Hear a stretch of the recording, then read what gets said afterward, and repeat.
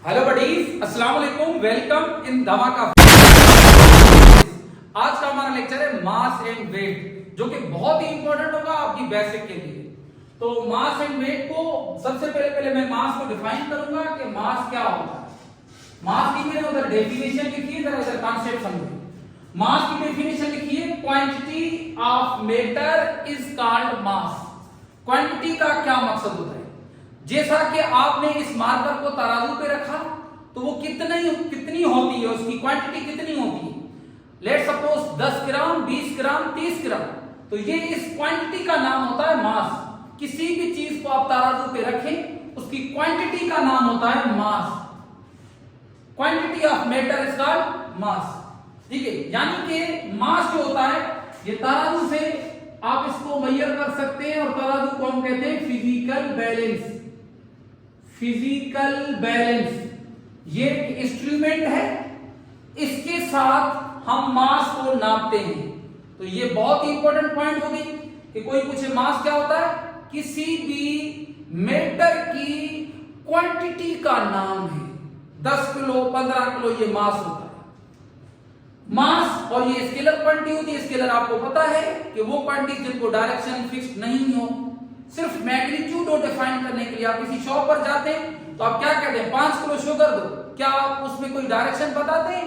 No. तो ये क्या हुआ, स्केलर क्वांटिटी हो गई। नेक्स्ट पॉइंट, मास को हम स्मॉल m से रिप्रेजेंट करते हैं, और ये हर जगह पर कांस्टेंट होता है मास। इस मार्कर की क्वांटिटी हर जगह पर सेम होगी। इधर भी आधा किलो, इधर भी आधा किलो, इधर भी आधा किलो, ऊपर भी आधा किलो, मून पर भी आधा किलो, हर जगह पर मास सेम रहेगा। मास हर जगह पर कांस्टेंट होता है, कांस्टेंट एवरीवेयर। मैंने पॉइंट लिखी, ये बेसिक टर्म्स है, इनको फोकस करना है। Mass is constant everywhere. चाहे बॉडी अपवर्ड जाए फिर भी मास सेम, डाउनवर्ड आए फिर भी मास सेम, जमीन के सेंटर पर लेकर जाओ फिर भी मास सेम। मास लेट सपोज ये अर्थ है, इसका ये सेंटर है, जहां पर g का वैल्यू 0 होता है।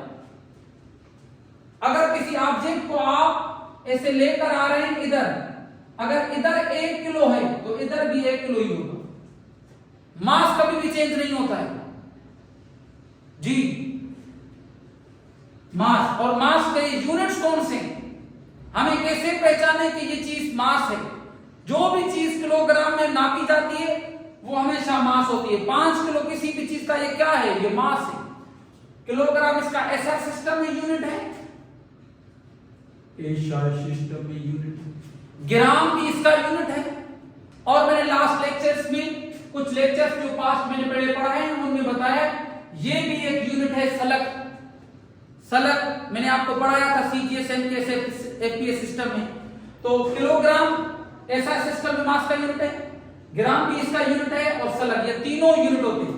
एसआई सिस्टम में कोई पूछे मास का यूनिट बताओ तो क्या बताएंगे, किलोग्राम एसआई सिस्टम में। ग्राम किसमें है, सीजीएस में। और एफपीएस सिस्टम में कौन सा यूनिट है, सलग यूनिट। ये तीनों के तीनों याद करें। उसके बाद आता है वेट। वेट किसे कहते हैं, जमीन की अट्रैक्शन का नाम है। ये मार्कर को मैंने इधर रखा, तराजू पे जो रखा था वो क्या था, मास। अभी इधर रखा, इसको जमीन अपनी तरफ अट्रैक्ट करेगी। मैं छोड़ रहा हूं, इसको जमीन अपनी तरफ अट्रैक्ट करेगी, अभी भी अट्रैक्ट करेगी। इस अट्रैक्शन का नाम, इस फोर्स का नाम वेट। वेट किसे कहते हैं, ये एक फोर्स है। अट्रैक्शन ऑफ अर्थ को हम क्या कहते हैं, वेट। बहुत सिंपल है, ये एक वेक्टर क्वांटिटी और इसका डायरेक्शन हमेशा किस तरफ होता है, जमीन की तरफ। ये चीज आपको बहुत ही काम की है, आगे जाकर प्रॉब्लम्स में ये पॉइंट काम आएगी। कौन सी बच्चे, ये weight is always perpendicular to earth. ये परपेंडिकुलर की निशानी है, उलट टी। ये उलट टी परपेंडिकुलर की सिंबल है। जो बुजुर्ग बच्चे हैं उनके लिए मैंने पॉइंट बताई। Weight is always perpendicular to the earth. जमीन के साथ वेट हमेशा परपेंडिकुलर होता है। फील दो और कॉन्सेप्ट देखें ऐसे। ये है एक टेबल, शाबाश बच्चों, ये टेबल है, ये है जमीन शरीफ। ठीक है, इस पर आपने कोई एक ऑब्जेक्ट रखा, ये कोई एक कॉपी रखी आपने, अभी इसको जमीन अपनी तरफ अट्रैक्ट कर रही है। जमीन की अट्रैक्शन का नाम क्या है? वेट है। जमीन की अट्रैक्शन इस तरीके से, देखिए ये आप वेट ऐसे बनाएंगे, देखिए परपेंडिकुलर किसे कहते हैं? जो 90 डिग्री हो। ये देखिए ये इन दोनों मार्कर के बीच में 90 डिग्री है, परपेंडिकुलर होती है। देखिए वेट और जमीन आपस में 90 बना रहे हैं या नहीं बना रहे? तो जिस भी सरफेस पर ऑब्जेक्ट हो, याद रहे कि वेट जमीन के साथ हमेशा परपेंडिकुलर होता है। सर और भी एग्जांपल दें, देखिए ऐसे फील्ड है, इसका कॉन्सेप्ट बहुत ही काम का है। ये जमीन है, अगर आपने सरफेस ऐसा रखा, ये इस सरफेस को हम इंक्लाइन प्लेन कहते हैं। इस पर अगर कोई बुक वगैरह या कोई भी चीज आपने रखी हुई है, लेट सपोज ये एक मास पड़ा हुआ, किस पर? इंक्लाइन प्लेन पर। बहुत सारे बच्चों को हम कहते हैं बेटा वेट बताओ कैसे लिखते हैं, तो वो बुजुर्ग ऐसे लिखते हैं ऐसे, और वो खुश हो। ये गलत है बेटा। मैंने ये जो लाइन लिखी है इसको फोकस करना है। Note, weight is always perpendicular to the earth. क्या ये परपेंडिकुलर हैं? जरा देखिए, ये ऐसे परपेंडिकुलर होते हैं क्या बेटा? ये परपेंडिकुलर नहीं बना रहा है। परपेंडिकुलर इस तरीके से होगा, ये ग्रीन वाला। अच्छा, जबरदस्त, ये वाला सही है। इन दोनों में से करेक्ट कौन सा है?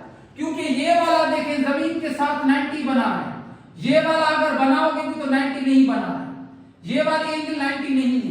तो रिमेंबर दैट ये वाली लाइन करेक्ट है। आपको अगर कोई कहे ऐसे, तो आपको बनाने का वेट का बनाने का तरीका कैसे?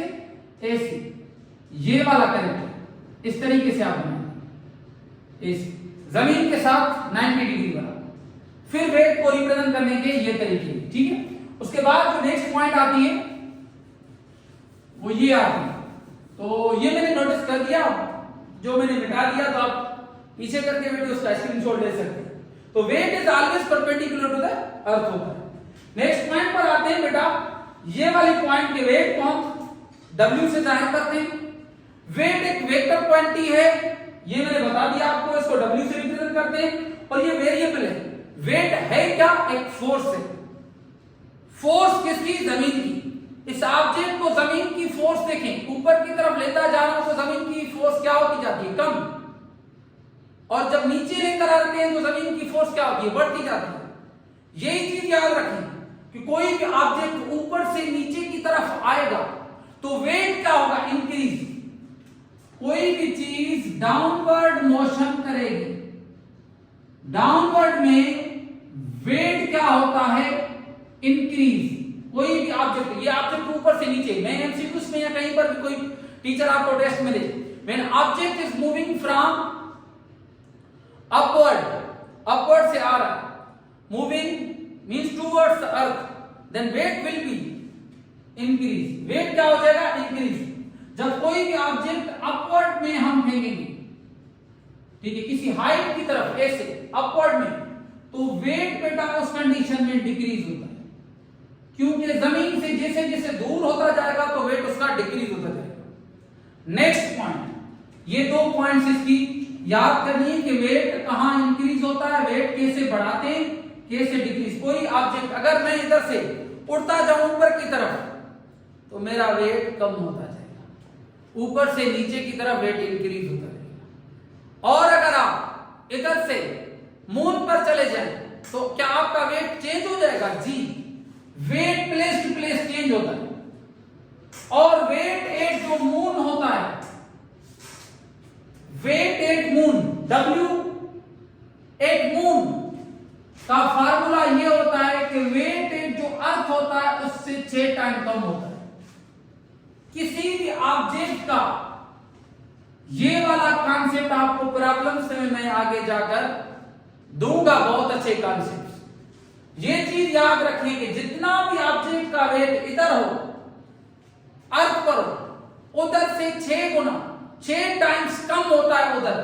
अगर आपको कोई कहे कि भाई 60 न्यूटन वेट है किसी ऑब्जेक्ट का मून पर, बताएं अर्थ पर कितना है, या अर्थ पर देकर उधर पूछे, अगर इधर देकर उधर पूछ रहा है तो आप उधर ये बताएंगे कि 6 बार कम है, फिर क्या करेंगे, अगर उधर देगा तो उधर वाले को आप 6 टाइम मल्टीप्लाई करेंगे इधर वाले के साथ। ये वाले इधर और उधर वाले जुमले को रिपीट करते रहे ना, ये उधर और इधर न हो जाए। तो रिमेंबर दैट, अगर आपको वेट मैं कह रहा हूं अर्थ पर, मैं कह रहा हूं एक ऑब्जेक्ट है जिसका वेट है अर्थ पर 600 न्यूटन, तो यूनिट वेट का क्या है, न्यूटन, क्योंकि एक फोर्स है, फोर्स का यूनिट क्या होता है बेटा, न्यूटन होता है, तो वेट का यूनिट क्या है, न्यूटन। ऐसा सिस्टम है,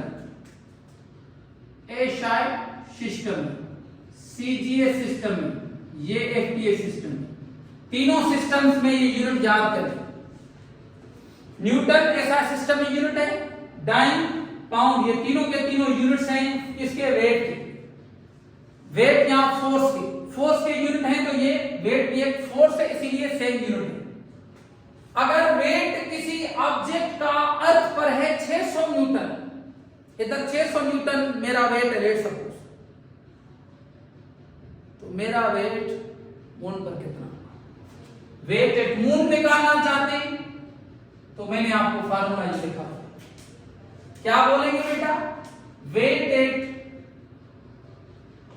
अर्थ है इतना, तो वेट एट मून चाहिए। वेट एट मून का फार्मूला मैंने क्या बताया, वेट एट अर्थ डिवाइडेड 6, 600 को आप 6 से डिवाइड करो, कितना बन जाएगा, 100 न्यूटन। 6 टाइम्स देखिए क्या हो गया, कम हो गया। अगर आपको मैं कह रहा हूं मून पर 600 है, अगर आपको ये ऐसे कोई कहे भाई 50, लेट सपोज 50 न्यूटन है मून पर, किसी ऑब्जेक्ट का वेट मून पर कितना है, 500 न्यूटन, 50 न्यूटन सॉरी, तो आपसे कोई पूछे वेट बताओ अर्थ पर, तो उसका फार्मूला ये सेम ही इसी से बनाए। बहुत सारे बच्चे मैथ में होशियार हो तो उनके लिए तो इजी हो जाएगा। वेट एट मून का फार्मूला क्या है, वेट एट E/6, मून पर कितना था, 50, ये आपको मालूम करना है, 6, 50 × 6, वेट एट 300, बस, या सिंपल 6 से मल्टीप्लाई। प्रैक्टिस करें इनकी, बार बार देखिए मैंने कैसे किए, इनकी प्रैक्टिस करनी। एक और चीज जो बच्चों को तंग करती है, बहुत ही इंपॉर्टेंट चीज, कौन सी, अगर किसी ऑब्जेक्ट का मास है 1 किलो तो उसका वेट कितना होगा, मास है 1 किलो तो उसका वेट कितना होगा, इधर अर्थ तो पर ही बात हो रही, तो आप ये इसका फार्मूला ये छोटी क्लासेस में पढ़ते आ रहे हैं।